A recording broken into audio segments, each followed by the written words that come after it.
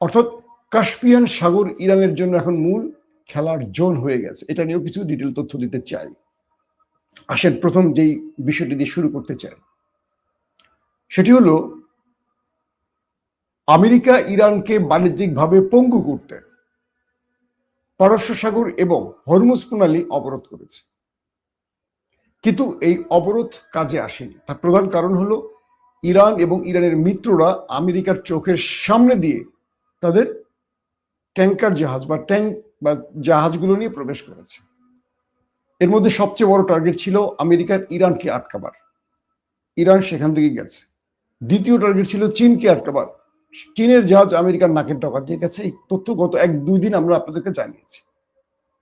এর পরের গুরুত্বপূর্ণ খবরটি কি জানেন?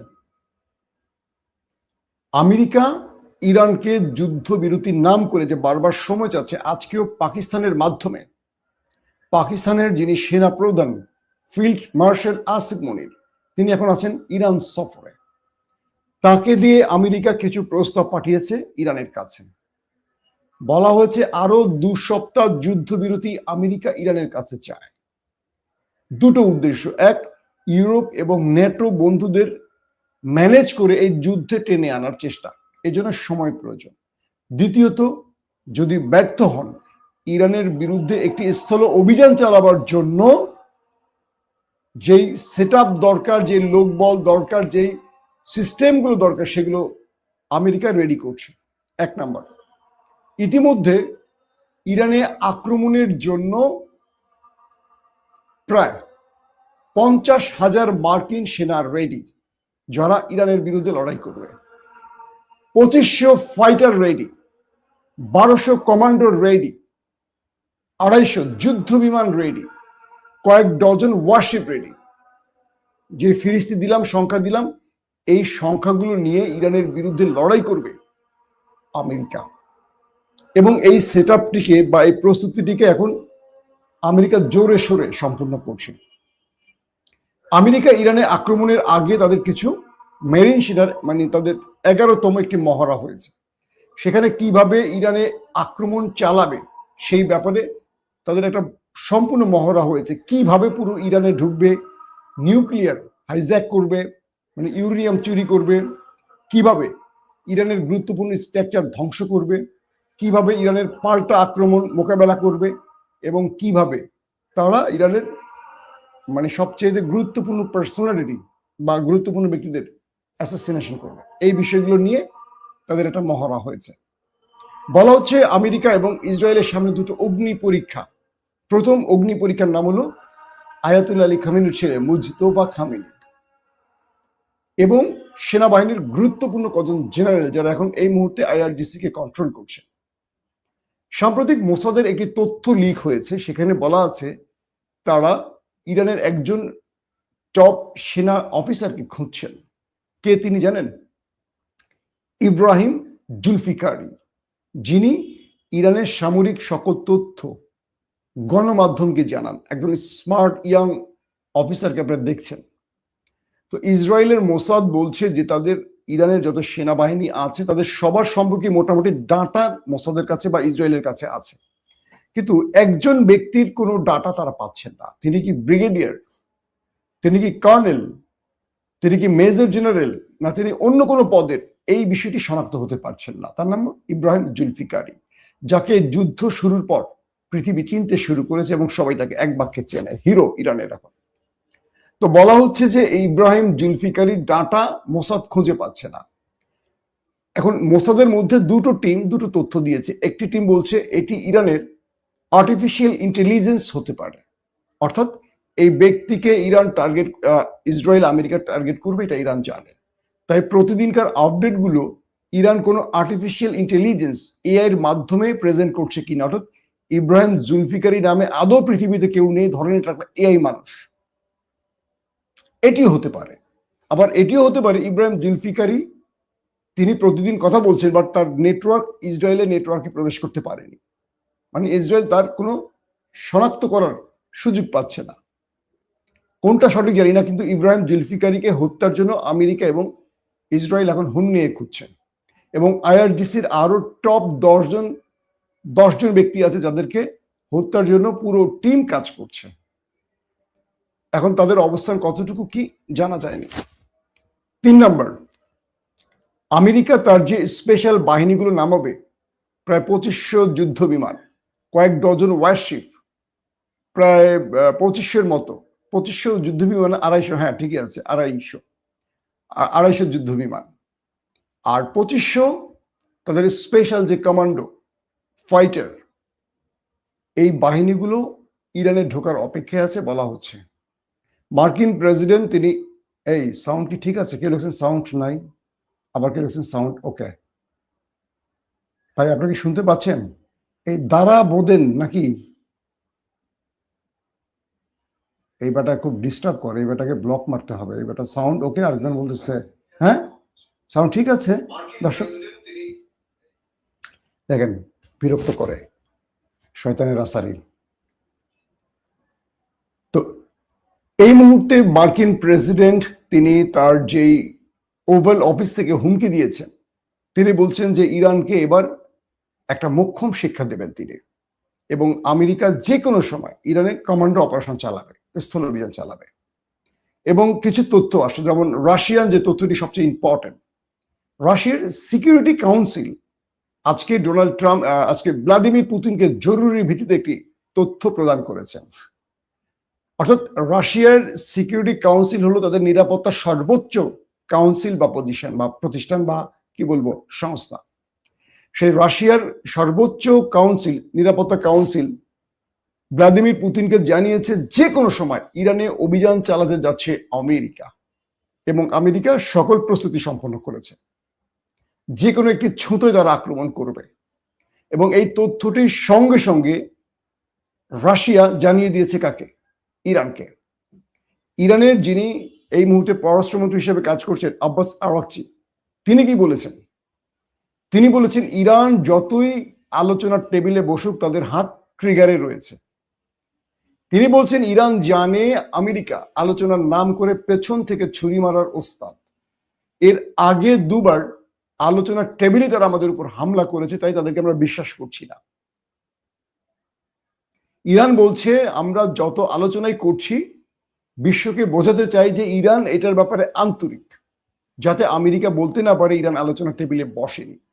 কিন্তু আমাদের শত্রুরা আমাদের বিরুদ্ধে আক্রমণের যে পরিকল্পনাগুলো করছে এগুলো আমরা জানি, এবং তাদের জবাব দেওয়ার জন্য আমরা সর্বোচ্চ প্রস্তুত। আমাদের সকল সেনাবাহিনীকে রেড অ্যালার্টে রাখা হয়েছে, প্রত্যেকটি সেনাবাহিনী, এবং আমাদের প্রায় 70 লক্ষ স্পেশাল যারা স্বেচ্ছাসেবী ফাইটার তারা প্রস্তুত আছে। 1,70,00,000 নাম লিখিয়েছে যারা শত্রুর বিরুদ্ধে যুদ্ধ করতে প্রস্তুত। আমরা একদিকে আলোচনার টেবিলে আছি, অন্যদিকে শত্রুকে প্রতিহত করতে সার্বক্ষণিক সর্বোচ্চ সতর্ক অবস্থায় আছে। তার মানে আমেরিকা যে ফাঁদ তৈরি করছে ইরানের বিরুদ্ধে, এটি ইরান জানে, আর জানে বলে ইরান একদিকে আলোচনার টেবিলেও কথা বলছে, অন্যদিকে তারা সমস্ত কিছু প্রস্তুত করে রেখেছে। তো ভ্লাদিমির পুতিনের দেশের এই সর্বোচ্চ গোয়েন্দা বাহিনীর তথ্যে ইরান জানিয়েছে তাদের প্রস্তুতির খবর। অর্থাৎ ভ্লাদিমির পুতিনের যে নিরাপত্তা কাউন্সিল বলছে যে কোনো সময় আক্রমণ হতে পারে। এটি এখন সবার কাছে প্রশ্ন যে ট্রাম্প আবারও কি পৃথিবীকে যুদ্ধের মাঝে টেনে নিতে চাচ্ছেন? নাম্বার 3, ডোনাল্ড ট্রাম্প হরমুজ এবং পারস্য সাগর অবরোধ করেছে, ফাইন।